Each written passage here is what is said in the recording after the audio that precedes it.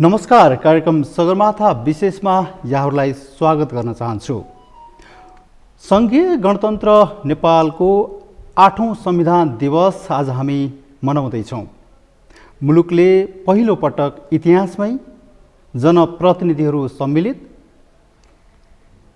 संविधान सभाबाट संविधान निर्माण भएको दिनको रूपमा आज हामीले संविधान दिवस मनाइरहेका छौँ।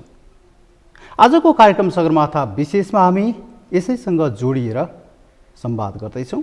आज हामीसँग हुनुहुन्छ संवादका लागि संविधानविद दिनेश त्रिपाठीज्यू। यहाँलाई कार्यक्रममा स्वागत छ। धन्यवाद। कस्तो हुनुहुन्छ? ठिक छ। आज जनप्रतिनिधि सम्मिलित संविधान सभाबाट प्राप्त भएको त्यही दिनको जुन संविधान हो त्यसको सम्झना आज हामीले गरिराखेका छौँ। 7 वर्ष पुरा भएर 8औं वर्षमा प्रवेश गरेका छौँ। त्यो पहिलो दिनलाई कसरी सम्झिनुहुन्छ? यहीँबाट सुरु गरौँ। अब पहिलो जुन दिन संविधान जारी हुने दिन, त्यो दिन अलिकति मुलुकको अवस्था क्रिटिकल नै थियो। किनभने संविधान जारी गर्ने कुरामा लिएर केही गम्भीर असन्तुष्टिहरू पनि थिए। तर यो धेरै सकसपछि यो संविधान जारी गरेको हो। यसको आफ्नै किसिमको जटिलताहरू थियो। तर एनिवे संविधान जारी हुन सफल भयो र यो निकै झन्झावतपछि यो 7 वर्षको अवधि पुरा भएको छ र अहिले पनि यो संविधान एउटा धेरै ठुलो अग्नि परीक्षामा छ, धेरै ठुलो क्राइसिसमा छ। यसले आफ्नो स्वीकार्यता स्थापित गर्ने प्रक्रियामै छ। यसले स्थायित्व ग्रहण गर्न बाँकी नै छ र यो संविधानले जुन सृजना गरेका जुन इन्स्टिट्युसनहरू छन्, संरचनाहरू छन्, त्यो संरचनाहरू अहिले पनि जरो गाडिसकेको अवस्था छैन। त्यसकारण हामी एउटा अस्थिरताको दौरमा छौँ। यो संविधान अन्तर्गत जुन प्रतिनिधि सभाको निर्माण भयो, जनप्रतिनिधिमूलक जुन निकाय निर्माण भयो, अब पहिलो कार्यकालमै यसको एकै वर्षभित्र दुईचोटि यसको विघटन भयो र त्यो बेला त स्थिति यस्तो थियो कि अब यो संविधान त कम्प्लिटली अब डिरेल भइसक्यो, अब यसलाई चाहिँ एउटा ट्र्याकमा ल्याउन गाह्रो छ भन्ने एउटा गम्भीर एउटा जटिलतम अवस्थाको सृजना भएको थियो। तर थ्याङ्क्स गड अहिले अदालतले संविधानको जुन विघटन थियो, यो प्रतिनिधि सभाको जुन विघटन थियो, त्यो विघटनलाई रोकेर, त्यो विघटनको प्रक्रियालाई बदर गरेर संविधान विघटन हुनबाट बचायो। नभए संविधान नै विघटित हुने अवस्था थियो। नेपालको संविधान 2072 त्यति बेला नेपालकै प्रथम राष्ट्रपति रामवरण यादवले हस्ताक्षर गरेर अनुमोदन गरेको हैन? त्यति बेलाको त्यो संविधान र आजसम्म आइपुग्दा जस्तै चाहना थियो, जस्तै जनस्तरको संविधान बन्यो भन्ने त्यति बेला भनाइहरू पनि थिए र आजसम्म आइपुग्दा साँच्चीकै जनताले चाहना गरेको जस्तो अनुभव भएको छ कि छैन? होइन, अब जनताको एक्सपेक्टेसन पुरा हुने कुरा त धेरै पर छ। किनभने संविधानले 2-3टा कुराहरूलाई ग्यारेन्टी गर्छ। पहिलो कुरा त के गर्छ भने नागरिकका अधिकार र स्वतन्त्रताहरूलाई प्रत्याभूत गर्छ, ग्यारेन्टी गर्छ। यसले साथसाथै सरकारको शक्तिलाई पनि परिभाषित गर्छ, सीमित गर्छ। किनभने सरकारको शक्ति अपरिभाषित हुने बित्तिकै त्यसले नागरिकको स्वतन्त्रतालाई खतरा पैदा गर्छ र त्यति मात्र होइन, त्यसले एउटा स्वेच्छाचारितालाई पनि जन्म दिन्छ। त्यसकारण सरकारका शक्तिहरू परिभाषित हुनु जरुरी छ। प्रधानमन्त्रीको अधिकार के हुने, संसदको अधिकार के हुने, संवैधानिक आयोगहरूको अधिकार क्षेत्र के हुने, त्यसको नियुक्तिको प्रक्रिया के हुने, न्यायपालिकाको संरचनाहरू कस्तो हुने भन्दाखेरि त्यसको पावर एन्ड फङ्सन डिफाइन गर्छ। किनभने त्यो असीमित र अपरिभाषित हुने बित्तिकै त्यहाँ चाहिँ एउटा स्वेच्छाचारिताले जन्म लिन्छ र त्यहाँ एउटा लोकतान्त्रिक प्रणाली हुँदैन। त्यसकारण अब एउटा कुरा त संविधानले जुन चाहिँ सरकारका विभिन्न निकायहरूको जुन शक्तिलाई परिभाषित गरेको छ, अब त्यो संविधान एकातिर छ, उहाँहरूको चाहिँ व्यवहार एकातिर छ। संविधानले सुशासनको ग्यारेन्टी गर्न खोजेको छ। आज मुलुकमा गम्भीर कुशासन छ, गम्भीर अराजकता छ, गम्भीर भ्रष्टाचार छ, जनताले न्यायको अनुभूति गर्न पाएका छैनन्। सरकारका तीनै निकायहरू चाहिँ के छ भने डिफङ्क्ट जस्तो भयो। जस्तो भन्नुहोस् न, जनप्रतिनिधिमूलक निकाय भनेको पार्लियामेन्ट हो। पार्लियामेन्टले साँच्चीको भन्यो भने यो 5 वर्षको अवधिमा फङ्सनै गर्न पाएन र पुरै डिफङ्क्ट भयो, या त विघटनको शिकार भयो, बल्ल बल्ल अदालतले बहाल गर्यो, तैपनि के छ भने त्यसको बैठकै बस्न पाएन। अब यो बिचमा 5 वर्षको दौरानमा किन नयाँ संविधान बनेर आएको थियो, नयाँ संविधान भनेको त के हो भने हामीले त्यो संविधानको एक थान पुस्तकलाई मात्रै ठान्नु हुँदैन, त्यो संविधानलाई कार्यान्वयन गर्नका लागि धेरै ठुलो सङ्ख्यामा नयाँ कानुनहरू बन्नुपर्ने आवश्यकता थियो। किनभने यो संविधानलाई साँच्चीकै एउटा फुली फङ्सनल बनाउनको लागि पार्लियामेन्टले नेसेसरी लजहरू चाहिँ सप्लाई गर्नुपर्ने थियो र त्यो चाहिँ लजहरू इन्याक्ट नभएको कारणले त्यो चाहिँ कानुनहरूको निर्माण हुन नसकेको कारणले आज हामी के देखिरहेका छौँ भने संरचनाहरू फङ्सन गरिरहेको छैन, संविधान फुली फङ्सनल हुन सकेको छैन र एउटा धेरै ठुलो हामी क्राइसिसको सामना गर्दैछौँ। भनेपछि जनआकाङ्क्षा जुन साकार भयो भनेर भनिएको थियो त्यति बेला, अहिले जनअपेक्षा पुरा हुन सकेन। होइन, जनअपेक्षा त अब त्यो त धेरै टाढाको कुरा हो होइन, त्यो त त्यसको त हामी छेउछाउसम्म पनि छैनौँ। तर एउटा कुरा के हो भने एटलिस्ट अब हामी संविधान जारी हुनुभन्दा अगाडि झनै ज्यादा एउटा शून्यताको स्थितिमा थियौँ। संविधान सभाको एकचोटि होइन 2-2पल्ट चुनाव भयो र यत्रो ठुलो मुलुक चाहिँ के छैन आर्म कन्फ्लिक्टको प्रोसेसमा गयो, त्यसपछि पिस प्रोसेसमा आयो र त्यसमा चाहिँ म्यासिभ चाहिँ के छैन ड्यामेज भयो सशस्त्र द्वन्द्वको दौरानमा। अब पिस प्रोसेसमा आएर त्यसको एउटा चाहिँ पार्ट चाहिँ यो नयाँ कन्स्टिट्युसन राइटिङ पनि थियो, त्यो part of the peace process थियो नयाँ कन्स्टिट्युसन। अब यो नयाँ संविधानै जारी हुन नसकेर यो होल चाहिँ के छैन पिस प्रोसेसै डिरेल होला र मुलुक फेरि एउटा चाहिँ अँध्यारो सुरुङको यात्रामा एउटा पोलिटिकल ब्ल्याक होलमा मुलुक पस्ला कि भन्ने हामीले धेरै ठुलो त्रास थियो। तर एटलिस्ट पनि के छैन संविधानसम्म जारी हुन सफल भयो। त संविधानै जारी नहुनुभन्दा संविधान एटलिस्ट जारी भयो। एकदमै कहिलेकाहीँ के हुन्छ अब मान्छेले भन्छन् यो संविधान त्रुटिपूर्ण छ। अफकोर्स संसारका सबै संविधानहरू त्रुटिपूर्ण हुन्छन्, किनभने कुनै पनि संविधान कुनै पनि कानुन भनेको एउटा मानवीय ह्युमन ब्रेनको त्यो उपज हो र मानवीय ह्युमन माइन्डको पनि एउटा निश्चित सीमा छ।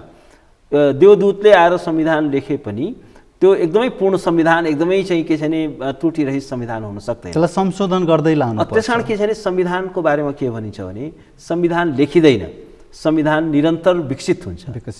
किनभने दुईटा कुरा हुन्छ, एउटा कन्स्टिट्युसन राइटिङ प्रोसेस, एउटा के हुन्छ भने कन्स्टिट्युसन बिल्डिङ प्रोसेस। अहिले चाहिँ हामीले 7 वर्ष अगाडि हामीले कन्स्टिट्युसन राइटिङको प्रोसेसलाई हामीले एउटा सम्पन्न गऱ्यौँ र एउटा चाहिँ संविधानको एउटा किताब चाहिँ जारी गर्न सफल भयौँ। तर संविधानको त्यो 308 धारालाई मात्रै संविधान ठान्ने भुल हामीले गर्नु हुँदैन। त्यस अन्तर्गत सैकडौँको सङ्ख्यामा कानुनहरू बन्नुपर्ने हुन्छ, त्यसपछि त्यसलाई फङ्सनल बनाउनु पर्ने हुन्छ, असल अभ्यास र परम्पराहरू चाहिँ सृजना गर्नुपर्ने हुन्छ। किनभने संविधानमा सबै कुरा लेखिएको हुँदैन, कतिपय कुराहरू के हुन्छ भने त्यसलाई हामीले अभ्यासद्वारा असल परम्परा र अभ्यासद्वारा चाहिँ हामीले चाहिँ त्यसलाई विकसित गर्नुपर्ने हुन्छ। जस्तो भन्नुहोस् न बेलायतमा हेज नो रिटर्न कन्स्टिट्युसन, तर बेलायतले चाहिँ के छैन one of the best democracy run गर्न सफल भएको छ। त कुनै they don't have any return constitution, कुनै लिखित संविधान छैन। तर के हो भने उनीहरूले एउटा लोकतान्त्रिक परम्पराहरू विकास गरे। त्यहाँ चाहिँ के छैन संविधानमा लिखित संविधान छैन, त्यहाँको महारानीले अहिले त महाराज भइसके, क्राउनले त्यो जथाभावी तरिकाले चाहिँ पार्लियामेन्ट डिजल्भ गर्दैन। हामी कहाँ चाहिँ संविधानमा नलेखे पनि प्रधानमन्त्रीले 2-2चोटि भङ्ग गरिदिनु हो। त्यसपछि के हो भने जस्तो संवैधानिक निकायहरू छन्, त्यो ओभरसाइट मेकानिजमहरू हुन्, त्यसले संविधानलाई फङ्सनल बनाउँछ, राज्यलाई चाहिँ उत्तरदायी बनाउँछ। अब त्यसमा चाहिँ के हो भने संविधानलाई मिचेर त्यसमा आफ्ना आसेपासे कार्यकर्ता भरौटे चन्दादाताहरू ब्याकडोरबाट चाहिँ पैसा दिनेहरू त्यस्तो व्यक्तिहरू चाहिँ त्यसमा नियुक्त गरिए र त्यसमा चाहिँ के अध्यादेश ल्याएर अध्यादेश पनि संविधानको विरुद्धमा अध्यादेश ल्याइयो। संविधानले चाहिँ एउटा परिकल्पना गरेको छ यति सदस्य संवैधानिक परिषद हुनेछ, उहाँले त्यसको विरुद्धमा गएर चाहिँ के छ भने 2 जना बसेर पनि नियुक्त हुन सक्ने भयो भनेर उहाँले गर्नुभयो। ओलीजी एन्ड कम्पनीले त्यसमा चोलेन शमशेर राणा पनि त्यसमा सहभागी हुनुभयो। उहाँहरू सारा थोकको भावमा चाहिँ आफ्ना चाहिँ कहीँ नबिकेका कार्यकर्ताहरू र पैसादाताहरूलाई त्यसमा एकोमोडेट गर्न हाम्रोमा त जस्तै परमादेशको सरकार पनि त आयो नि हैन, परमादेशको सरकार थिएन, संविधानमा छ र त्यो यो पनि कुन धारामा लेखिएको छ? यो धारामा एकदमै धारामा लेखिएको छ। संविधान सर्वोच्च अदालतलाई असाधारण अधिकार प्राप्त छ, एक्स्ट्राअर्डिनरी पावर छ। संविधानको धारा 133, 2 र 3 मा एक्स्ट्राअर्डिनरी पावर चाहिँ अहिले सरकारले अब सुन्नुहोस् न, प्रधान न्यायाधीशलाई होइन छ म भन्दैछु, घेराबन्दीमा राखेको छ। होइन सुन्नुहोस् न म भन्छु, संविधानले सुप्रिम कोर्टलाई एक्स्ट्राअर्डिनरी पावर दिएको छ।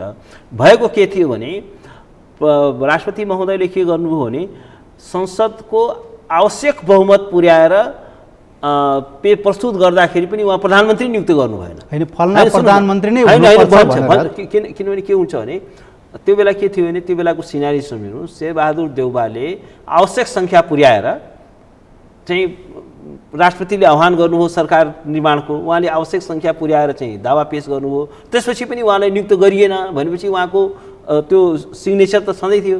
ती हस्ताक्षरकर्ताहरू सबै सर्वोच्च अदालतमा लाइन लागेर चाहिँ के छ भने रिट पिटिसन दिन आए, अनि सुप्रिम कोर्टले त्यसलाई टेकेर त भन्नै पर्यो नि संविधानलाई क्रियाशील बनाउन। एउटा व्यक्ति, किनभने पार्लियामेन्ट्री डेमोक्रेसीमा के हुन्छ भने जसले हाउसमा मेजोरिटी होल्ड गर्छ त्यो व्यक्ति चाहिँ के छ भने प्राइम मिनिस्टर हुन्छ। प्राइम मिनिस्टर नियुक्त गर्नुपर्ने बाध्यात्मक व्यवस्था हुन्छ।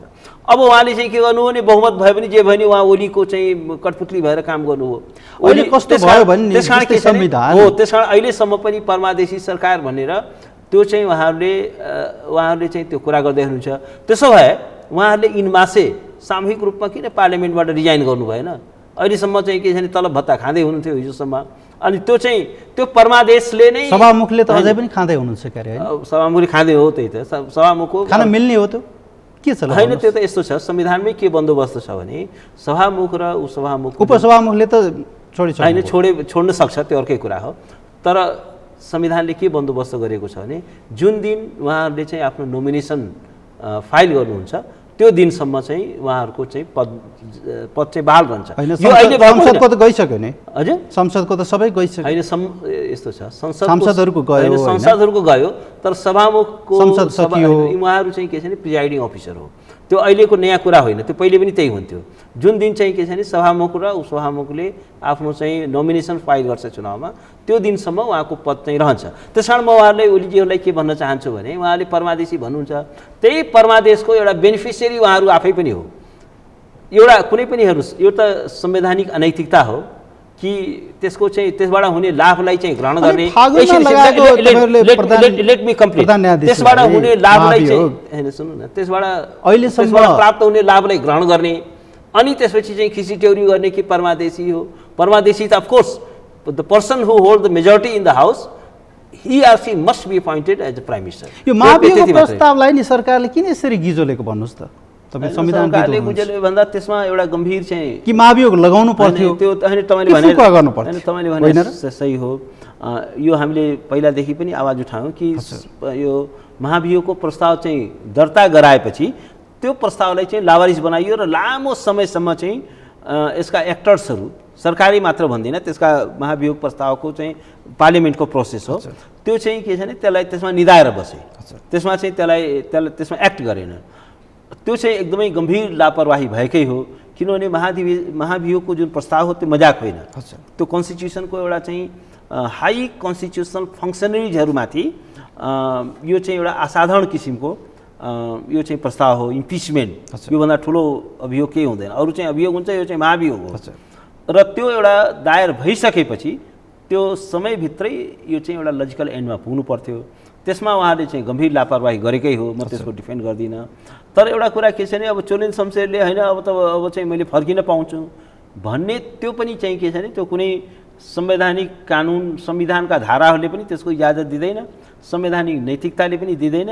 र उहाँमा के देखियो भने एउटा निर्लज्जताको एउटा पराकाष्ठा देखियो। अनि घरमै त्यसरी नजरबन्द जस्तो राख्न मिल्छ? यो कानुनमा छ? अब यस्तो हो, एउटा व्यक्तिको हिसाबबाट सामान्य व्यक्तिको हिसाबबाट छ। यो कहिलेकाहीँ शब्दहरूको को प्रयोगलाई एउटा एक्जाग्रेटेड रूपमा त्यसलाई त्यस्तो न्यारेटिभहरू बिल्ड गर्नु, किनभने मानव अधिकार आयोगका पदाधिकारीको पदाधिकारीको म तपाईँ के छ भने यो चाहिँ उहाँले नै नियुक्त गरेको आफ्नो भागभण्डामा नियुक्त गरेका व्यक्तिहरू मानवाधिकार आयोगमा छन्।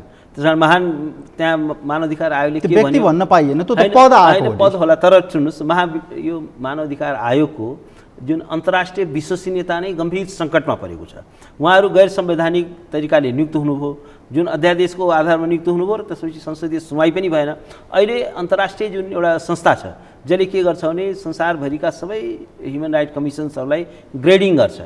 अब त्यसले चाहिँ के छ भने त्यसको छानबिनमा छ। अब नेपालको चाहिँ के छ भने यो स्ट्याटस जुन एमा थियो अहिले त्यो झर्न गइरहेको छ, त्यसले धेरै ठुलो अन्तर्राष्ट्रिय बेइज्जती गराएको छ। त यस कारण के छ भने अब नजरबन्द भनेको चाहिँ त्यो चाहिँ एउटा एक्जाग्रेटेड वर्ड हो। खालि यति भएको हो कि घरबाट बाहिर निस्कन नदिने त हो। घरबाट बाहिर भन्दा पनि के छ भने उहाँले चाहिँ के छ भने एउटा बल मिचाइ गर्नु पिएसओ खोसियो, गाडी खोसियो, अहिले अन्तिम अवस्था किन खोस्यो कि पहिले खोस्न सक्थ्यो नि सरकारले? बल मिचाइ के गर्नु खोज्नुभयो भने एउटा गैर संवैधानिक ढङ्गले पावर एक्सर्साइज गर्न खोज्नुभयो र के हुन सक्थ्यो भने सुप्रिम कोर्टमा अननेसेसरी एउटा भिडन्त हुन सक्थ्यो, एउटा चाहिँ अग्ली सिनारियो हुन सक्थ्यो, त्यो एउटा दुर्घटना हुन सक्थ्यो, त्यसले झन् चाहिँ रङ म्यासेज जान्थ्यो। त्यस कारण के छ भने अब उहाँलाई चाहिँ अब त्यहाँ गएर त्यो चाहिँ एउटा भिडन्त गर्ने, त्यसलाई चाहिँ सुप्रिम कोर्टले पछिको कुरा भयो हैन, त के हुन्थ्यो पछि जे होस् उहाँको पार्टमा चाहिँ के छ भने उहाँले एउटा हेर्नुहोस् न, उहाँले एउटा डिसेन्सी त सो गर्नु पर्यो नि। अब उहाँको महाभियोग प्रस्ताव अब के हुन्छ ल भन्नु? उहाँको महाभियोग प्रक्रिया चाहिँ के छ भने जारी नै छ, त्यो चाहिँ निष्क्रिय भएको छैन। संसद सकिए पनि जारी नै छ, सकिए पनि त्यो निष्क्रिय रहन्छ। किनभने यो चाहिँ के हो भने यो चाहिँ पार्लियामेन्ट भनेको चाहिँ के छ भने संविधानले व्याख्या गरे हो हैन, संविधानले नै व्याख्या गरेको छ। म तपाईँले एउटा गरौँ, जस्तो उहाँको निलम्बन जुन हो नि, संविधानको धारा 101 को धारा 6 बमोजिम उहाँले चाहिँ यो चाहिँ महाभियोगको प्रस्ताव जारी रहन्जेल उहाँले चाहिँ आफ्नो कार्य चाहिँ सम्पादन गर्न पाउँदैन भनेछ। निलम्बन भन्ने शब्द चाहिँ प्रयोग गरेको छैन, तर के भनेको छ भने सम्पादन गर्न पाउँदैन।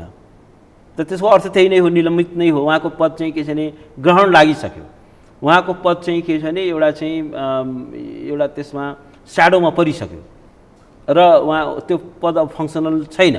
र एउटा कुरा म भनौँ, अब किनभने यो पार्लियामेन्ट एज ए इन्स्टिट्युसन जस्तो भन्नुहोस् न, पार्लियामेन्ट त रहन्छ नि, त्यसका व्यक्तिहरू पात्रहरू हरेक 5 वर्षमा बदलिरहन्छन् हैन, तर पार्लियामेन्ट एज ए इन्स्टिट्युसन त रहन्छ, त्यसका पात्रहरू बदले पनि। त्यस कारण के हो भने आउने पार्लियामेन्टले पनि त्यसको लेगेसी बोक्छ। म तपाईँले एउटा चाहिँ उदाहरण छिमेकी राष्ट्रको दिन्छु। त्यति बेलासम्म त उहाँको पदावधि नै सकिन्छ। पदावधि सकिए पनि के हुन्छ भने कहिलेकाहीँ के हुन्छ भने पदावधि सकिएपछि पनि त्यो महाभियोगको प्रस्ताव, किनभने म एउटा के भन्छु भने जस्तो अहिले चोरी शमशेर राणा जस्तो अहिले संविधानमा के छ भने फर्मर जजेसहरू, फर्मर चिफ जस्टिसेसहरू ह्युमन राइट कमिसनको चेयरम्यान बनाउन सकिन्छ भन्ने छ नि त।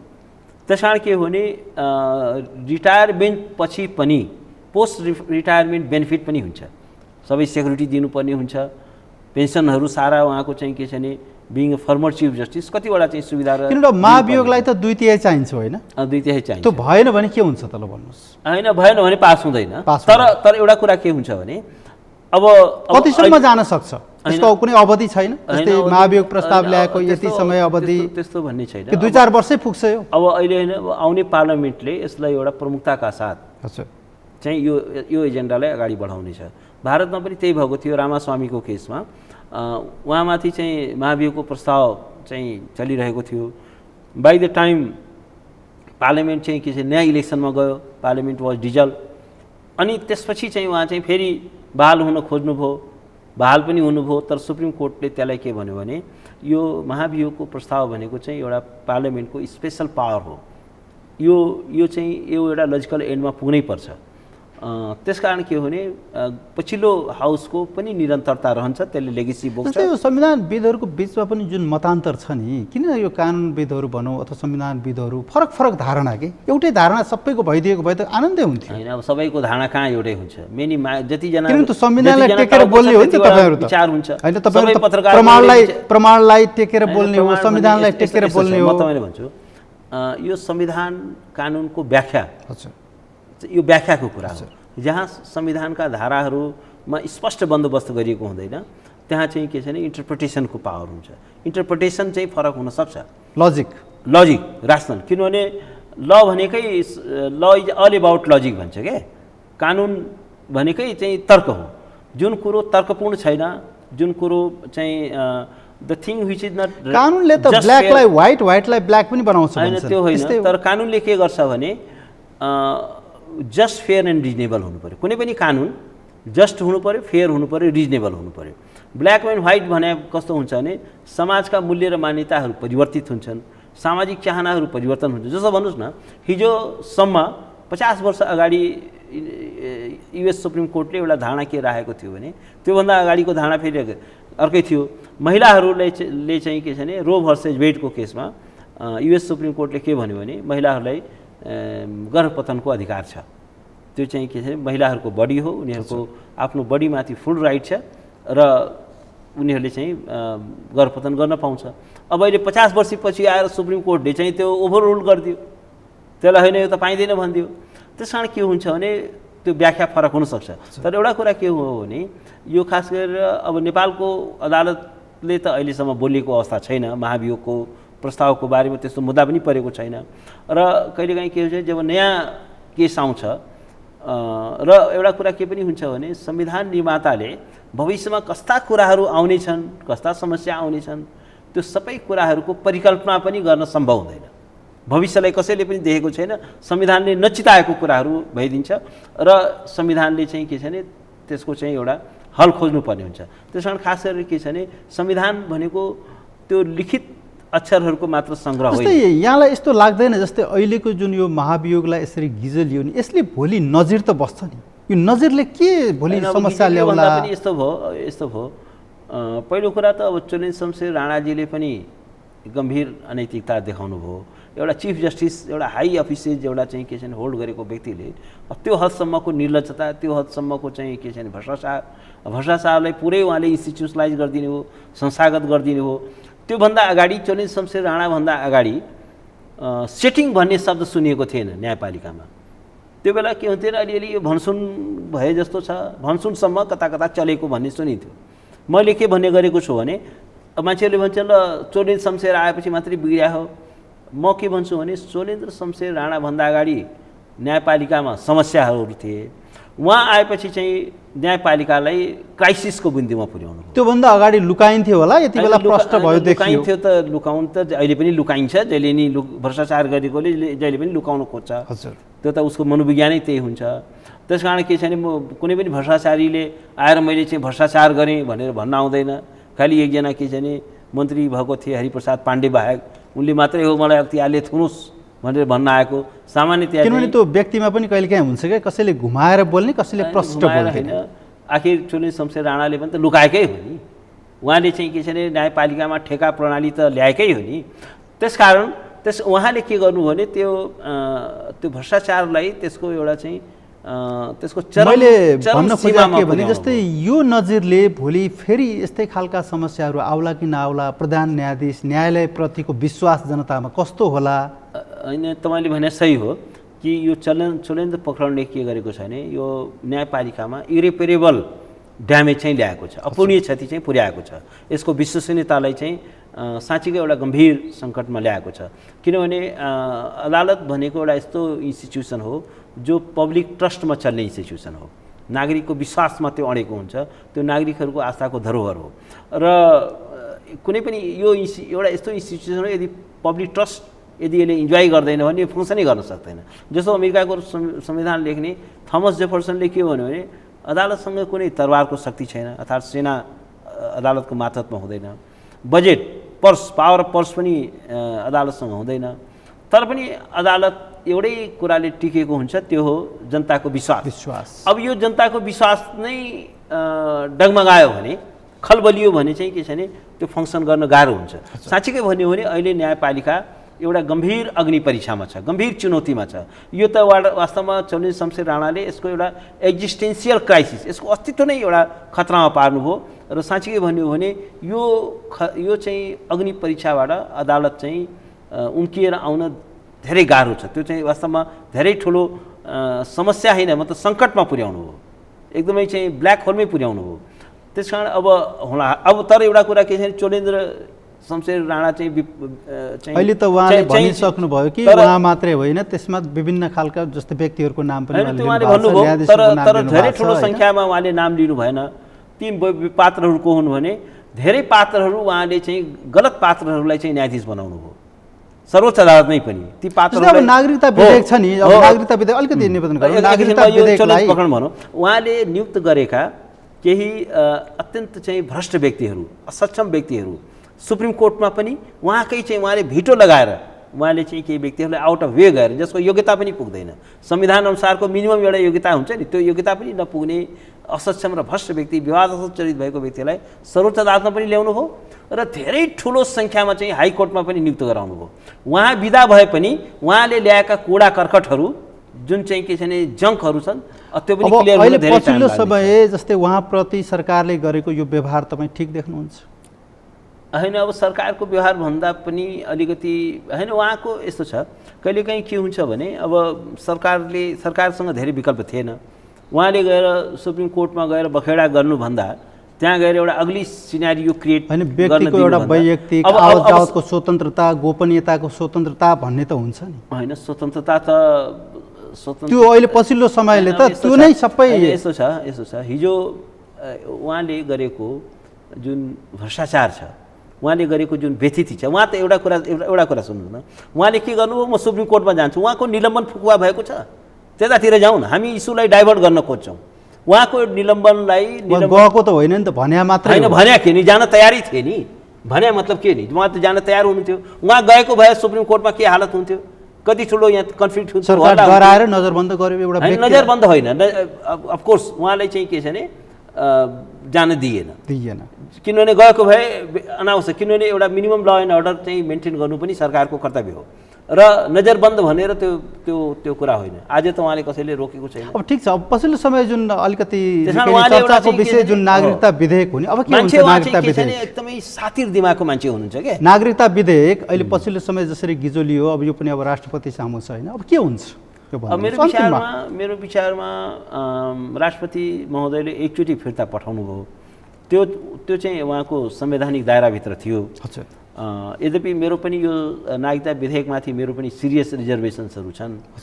मैले पनि यसको दौरानमा धेरै कुराहरू मैले राखेको थिएँ, आफ्ना चाहिँ रिजर्भेसनहरू, यसमा चाहिँ नागरिकता विधेयकले ल्याउने चुनौतीहरू, यसको जटिलताहरू। तर अब उहाँले एकचोटि फिर्ता पठाउनु हो, त्यसपछि अब पार्लियामेन्टले दोहोऱ्याएर पठाएपछि फेरि म यो चाहिँ साइन गर्दिनँ भन्नु चाहिँ के छ भने त्यो चाहिँ अनकन्स्टिट्युसनल। एउटा कुरा म के भन्छु भने किनभने संविधानले विभिन्न किसिमको इन्स्टिट्युसन्सहरूको परिकल्पना गरेको छ।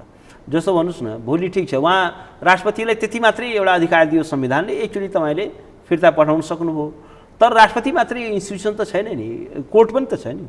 भोलि अदालतमा त्यो च्यालेन्ज होला, अदालतले त्यसको संवैधानिकता गैर संवैधानिकताको बारेमा अदालतले पनि छिनोफानो गर्ला र उहाँ राष्ट्रपति भनेको संविधानको इन्टरप्रेटर होइन, उहाँ संविधानको चाहिँ व्याख्याता पनि होइन। संविधानको president will be the final interpreter of the constitution भनेर संविधानले कहीँ पनि भनेको छैन।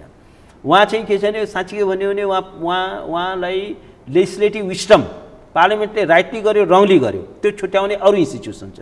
दुईवटा इन्स्टिट्युसन, एउटा त के छ भने पब्लिक एट लार्जले यदि पार्लियामेन्टेरियनहरूले गलत गर्यो भने उनीहरूलाई दण्डित गर्छ चुनावको बेलामा, र अर्को चाहिँ कोर्ट छ जसले त्यसको कन्स्टिट्युसनालिटी टेस्ट गर्छ।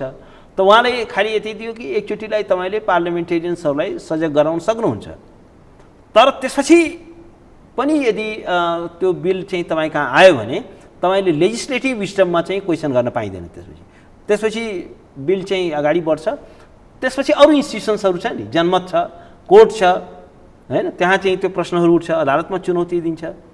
अब हिजो उहाँलाई त साँच्चीको भने दुईवटा कुरा, उहाँलाई त त्यो मोरल राइट पनि किन छैन भने त्यसलाई अध्यादेशको रूपमा आउँदाखेरि पढ्दैन बढिकन 5 मिनटमा चाहिँ क्लियर गर्ने। अब पार्टीको अर्को सरकार हुने बित्तिकै त्यसमा चाहिँ फेरि उहाँले चाहिँ बखेडा गर्ने, त्यो चाहिँ उहाँको पार्टमा सिरियस चाहिँ के छ भने मोरली पनि इट वाज रङ, लिगली पनि इट वाज रङ। लिगली अब अहिले कन्स्टिट्युसनले एकचोटि फर्काउनु हो, हामीले के ठिक छ एकचोटि फर्काउन पाउँछ, मैले त डिफेन्ड नै गरेको थिएँ।